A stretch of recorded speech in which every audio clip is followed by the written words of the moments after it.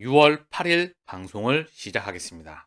월가 투자은행 번스타인이 SEC의 코인베이스에 대한 제소는 XRP 소송 결과를 봐야 한다. 핵심을 언급하고 있죠. SEC의 바이낸스, 코인베이스 제소에서 핵심은 암호화폐가 코인이 증권인지 상품인지에 대한 여부이다. 해당 문제에 대한 첫 번째 법적 명확성은 XRP, 리플에 대한 SEC 재판에서 나올 것. 암호화폐 규제는 공화당과 민주당 사이 미국 의회에서도 정치적인 논쟁이 됐다. 미국 규제 조치는 유감스럽지만 시장에 대한 위협은 아니다 이제. 암호화폐를 떠나야 했던 대부분 자본은 이미 이탈했다. 비트코인과 이더리움 모두 제소 이후 3%가량 하락하는 등 악재가 완전히 반영된 것으로 보인다. 많은 부분을 의미하고 있는 듯한 그런 기사가 나오고 있습니다. 자, 다시 한번 상승하고 바닥권, 소송에 대한 명확성, 그 첫 번째 가늠이 뭐죠? 리플과 SEC 소송이 시계추를 향해서 다가오고 있다. 자, 리플이 포브스 선정 미국 10대 핀테크 기업의 3위를 차지했다는 소식입니다. 포브스는 리플의 기업 가치는 지난해 기준으로 약 150억 달러로 추산된다. 암호화폐 시장 조종사, 거래소, 장애, OTC 데스크 간 연결성을 크게 높여줬다는 평가를 받고 있다. 자, 리플이 현재 IPO 소식이 언급되고 있죠. 본격적인 IPO를 준비한다. 주식 20배 오를 수도. 리플 IPO 마케팅 이벤트에 월가 애널리스트 초청. 소송 끝나면 강력한 수요 생길 것. 자, 그리고 일각에서 미디어를 통해서 소송이 마무리가 되고 XRP 소송 중 리플의 잠재적 IPO는 주류 금융시장에서 점점 더 수용되고 있음을 반영한다. 크립토, 블록체인 산업에 대한 중요한 이정표와 자신감을 나타낸다. 자, 전반적으로 미디어를 통해서 리플 IPO는 모든 기록을 깨트릴 수 있습니다. 자, 긍정적인 소식이 계속해서 미디어를 통해 나오고 있습니다. 하나의 시그널이죠. 소송에 대한 명확성에 대한 시계추가 계속해서 다가오는 그 시그널이 계속 감지가 되고 있다. 리플 CEO인 브래드 갈링하우스는 SEC의 바이낸스와 코인베이스에 대한 제소는 FTX 사태 눈 돌리기 위한 과정이다. 본인의 트위터에서 FTX 사태 관련 집중되었던 이목을 분산시키기 위함이다. 이와 관련 SEC, 게리 겐슬러 SEC 위원장의 혁신 지지 발언은 거짓말이다. 선출직이 아닌 관료가 갈망하던 권한을 가지지 못했다는 사실을 감추기 위해 허둥대는 모습을 지켜보는 것은 창피한 일이다. 아무도 속지 않는다. 그리고 존 디튼 변호사는 정치적인 동기가 존재한다. SEC의 바이낸스와 코인베이스에 대한 제소는 정치적인 동기가 존재한다. CBDC 발행, 이 부분을 언급하고 있는데요. 중요한 건 시간 끌기. 그리고 미국 재무회계기준위원회, 미국 암호화폐 회계기준 마련 제안에 코인베이스, 리플, 바이낸스 등 의견을 제출하였다. 자, 하나하나 보실까요? 자, 코인베이스와 바이낸스에 대한 SEC에 대한 제소, 그리고 미국 재무회계기준위원회, 여기에 이 회계기준, 암호화폐 회계기준 마련 제안에 코인베이스와 리플과 바이낸스의 의견 제출을 하였다. 자, 그리고 코인베이스의 리플, SEC에 대한 코인베이스 제소는 XRP 소송 결과를 지켜봐야 된다. 감이 좀 오시죠? 미국 암호화폐 회계 기준 마련 제안, 미국 재무회계기준위원회 공식 홈페이지에 따르면 피드백을 제출한 기업은 코인베이스, 리플, 크라켄, 바이낸스 US, 미국 은행협회, 딜로이트, CT 아바레스 등이다.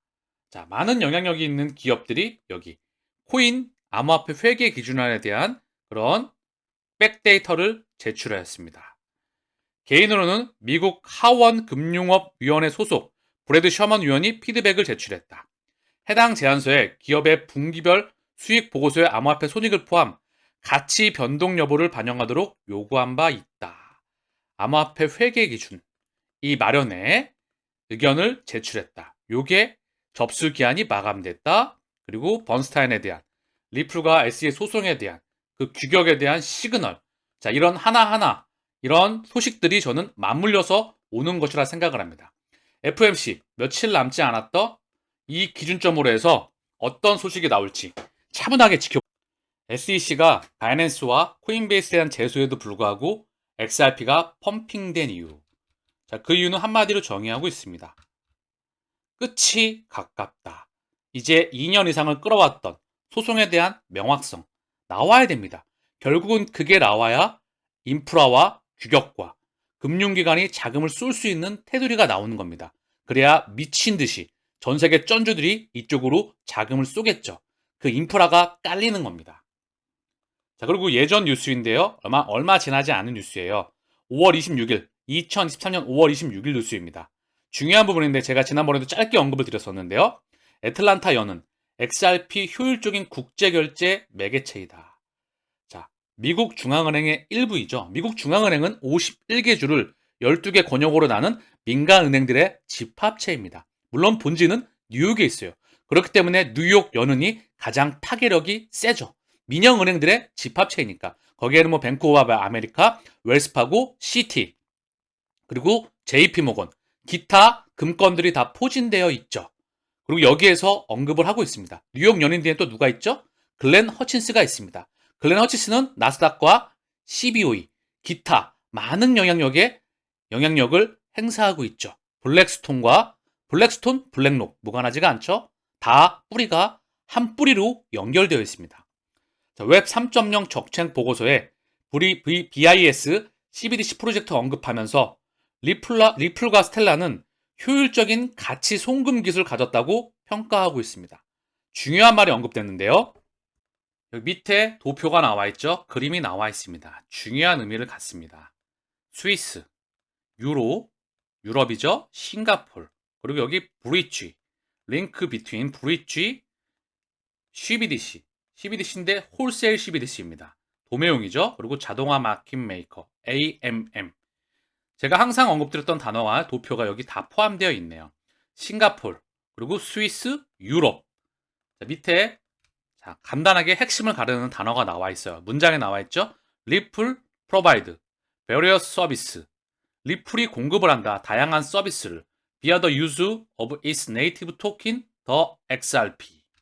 핵심을 가르는 문장이 써 있는데요.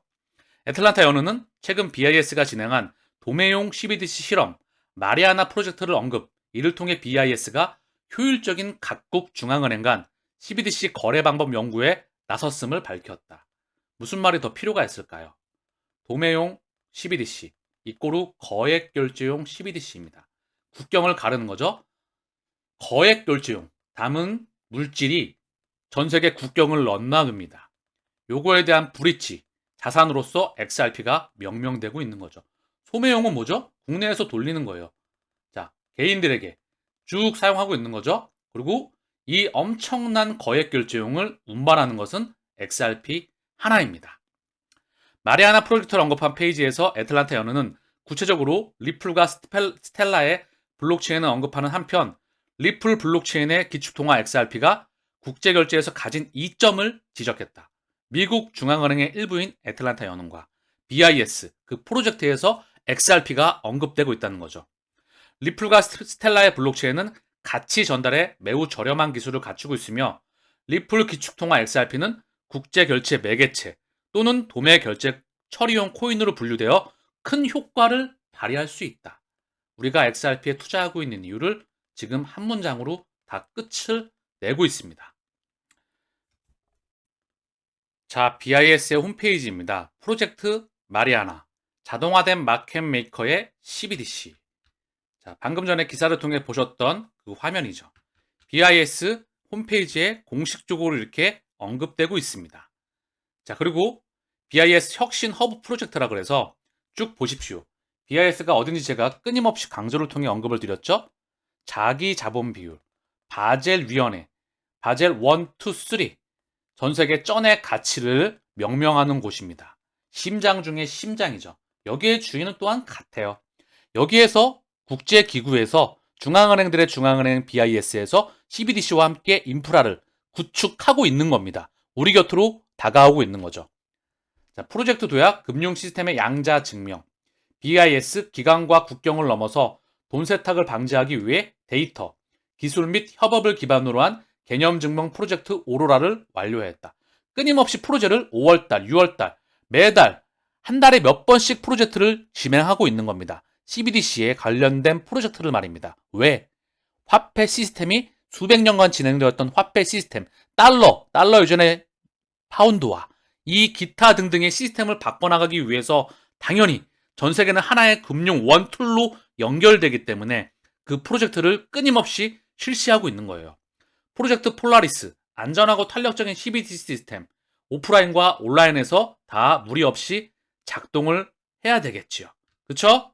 자, 그리고 여기 방금 전에 언급드렸던 프로젝트 마리아나, 자동화된 마켓 메이커의 CBDC, 자, 프로젝트 넥서스, 국경 간 즉시 결제 가능하다.